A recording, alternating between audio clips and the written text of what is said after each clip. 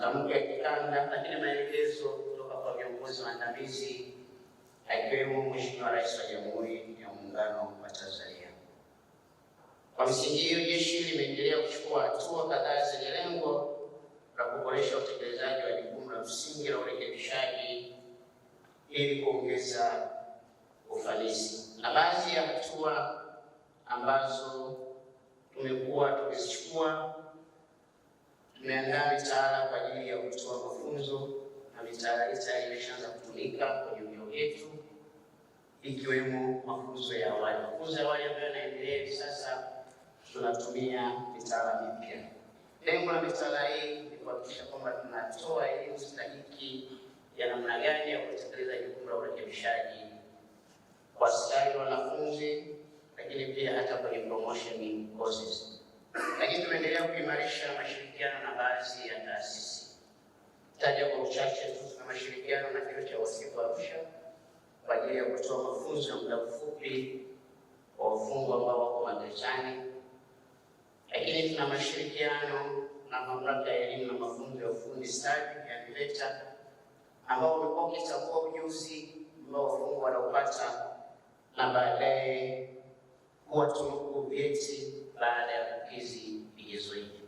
Zipo taasisi nyingi ambazo tumeendelea kushirikiana nazo na zingine bado tuko kwenye mazungumzo.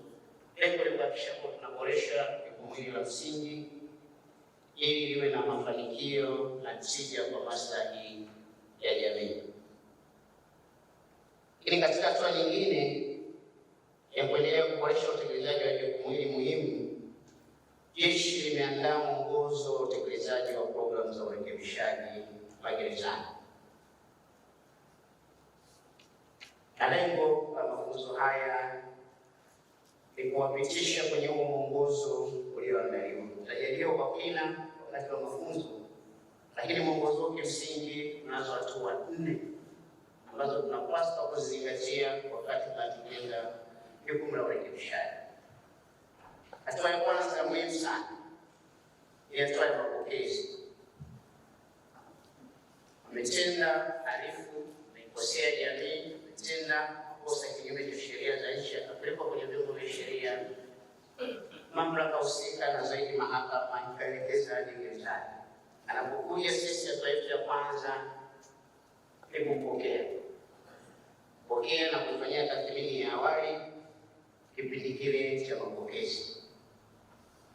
Lakini hatua ya pili ile sasa, baada ya tathmini ya kina, tunafanya maamuzi, tunamuingiaje kwenye programu hii ya urekebishaji.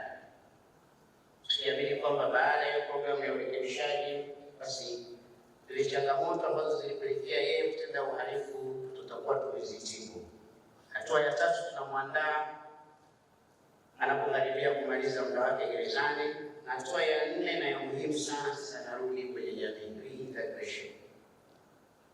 Mwongozo huu umeainisha hatua zote 4 na yepi anapaswa kufanya kwenye hatua hizo 4. Lengo ni kuhakikisha kwamba anapoingia gerezani basi atoke akiwa amerekebika, atoke akiwa amebadilika tabia na mwenendo, lakini kubwa zaidi atoke akiwa na ujuzi, elimu au maarifa.